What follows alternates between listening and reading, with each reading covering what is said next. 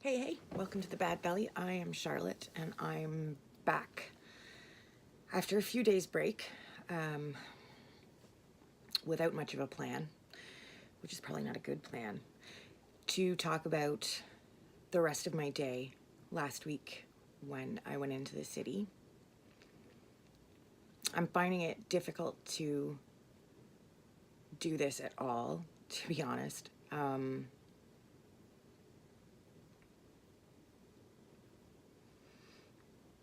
I don't know, and that makes me feel like it's all the more reason to try and keep going. So here I am, and I wanted to talk more about some of the positive things that happened when I went in. So yeah, the morning kind of sucked a little bit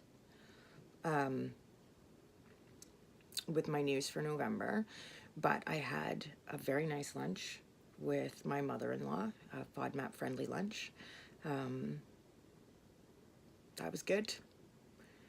And then we went over to my hospital. And when I go, I never know who's going to be there. The first time I went, I called in advance to make sure that Nick would be there, my physiotherapist, because it was just really important to me that he be there, and I didn't want to make the trip into the city. This was in it was in early December, I think. It was in the winter.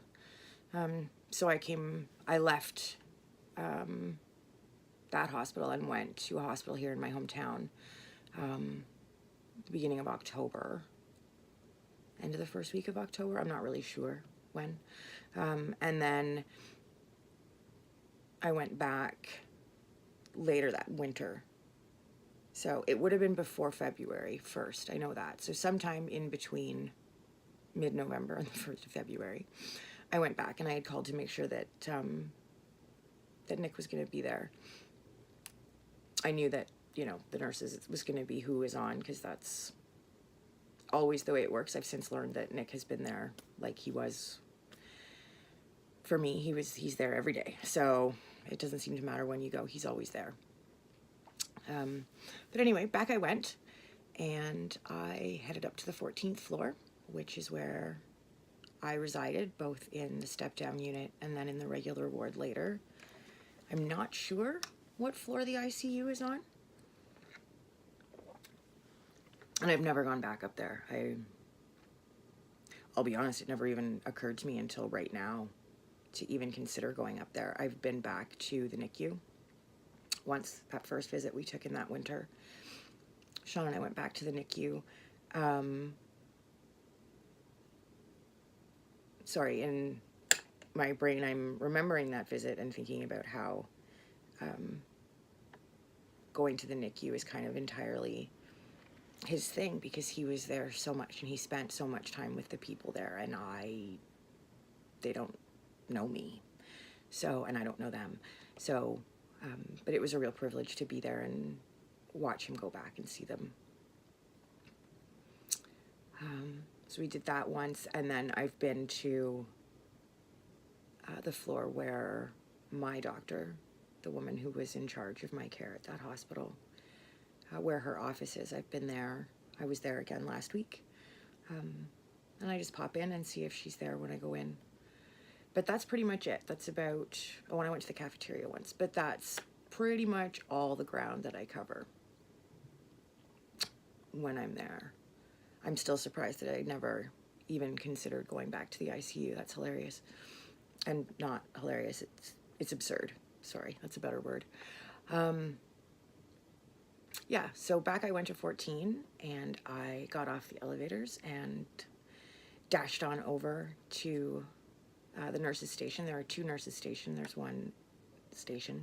There's one in the north wing, which is where my regular room was, and there's one in the south wing as well, which is where the step-down unit is, and where I spent the majority of my time at that hospital. But I went to the one at north because that's where I finished up, and that's where my nurses tend to be. I wasn't cared for by the regular nurses in south. The step-down has their own special team of dedicated nurses. So I did go there though, which I always do too, which was terrific because I saw a couple people that I knew and I got some updates and some addresses for my Christmas card list, and so that was really great. And then yeah, got off the elevator, headed straight to the nurses station in North, and one of the ladies looked up and was like, "Hi, how can I help you?"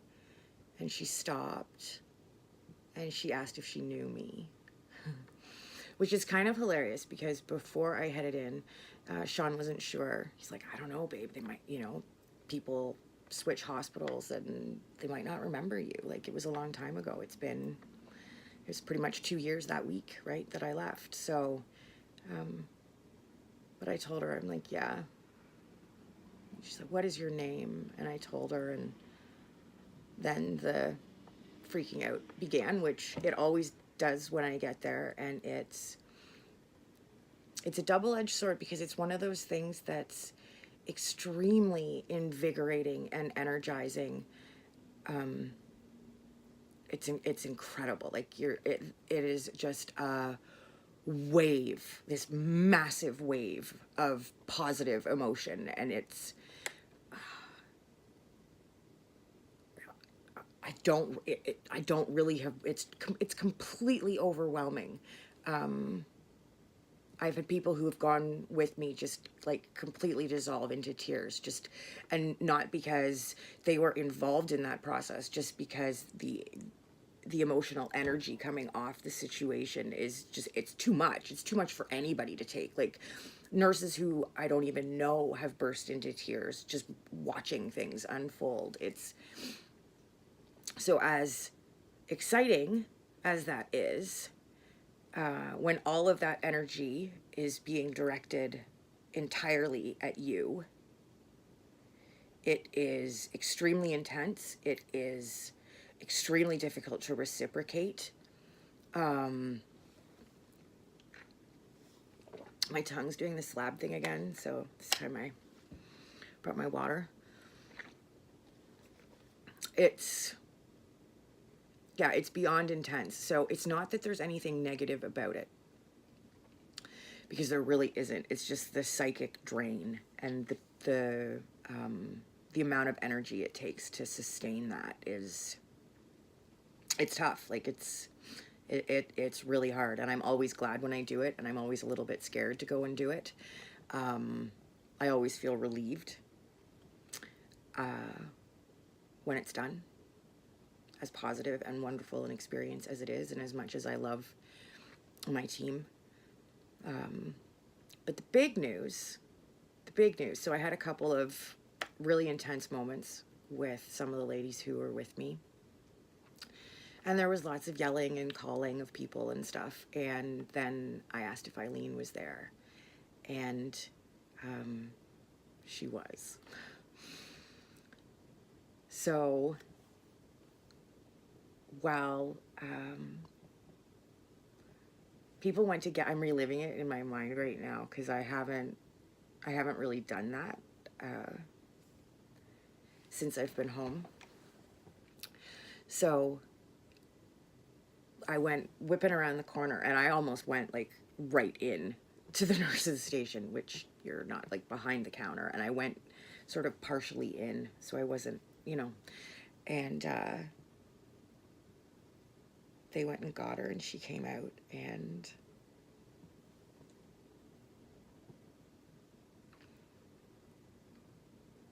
it was one of my favorite moments ever. And it was as intense as every other first encounter I've had back with my team, even though they're all individually very different and have reacted very differently to seeing me like this. Well, it's always super intense, whether it's like over the top, screaming and laughing and hugging, or if it's dour and intense and quiet and almost solemn. because there have been a few people who just couldn't believe what they were seeing. So that's taken people aback a little bit. And then there are other people who are overcome with religious emotion. I've had that happen a lot.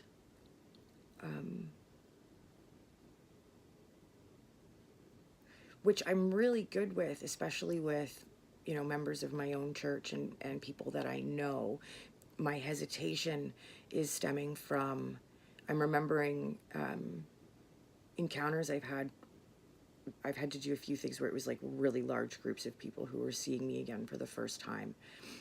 And in those instances, there were, all of which were non-church related, but there were people there who were very vocal about how strongly they had been praying for me and how connected they felt to my story. And that, again, it's another very different kind of intensity, but it's crazy intense nonetheless. And quite often it involves a lot of touching, which has been, I'm a pretty private person. I mean, I like hugs, don't get me wrong. I'll hug just about anybody. I think it's really important that we hug each other and touch each other. But when somebody is like weeping and kind of yelling and, touching your face, and it's, saying wonderful things and very positive things, but it's hard to have people look at you and say, oh my God, I thought you were going to die. I can't believe you're still alive. We didn't think you were going to make it. How do you take that? I still have no idea how to take that. And it still happens. When I went back to the hospital last week, this is a different example of that type of, how the fuck do I deal with this moment? I went back to see my head doctor, and I was down there in her office, and she wasn't in her office. She was in surgery. Not a huge surprise.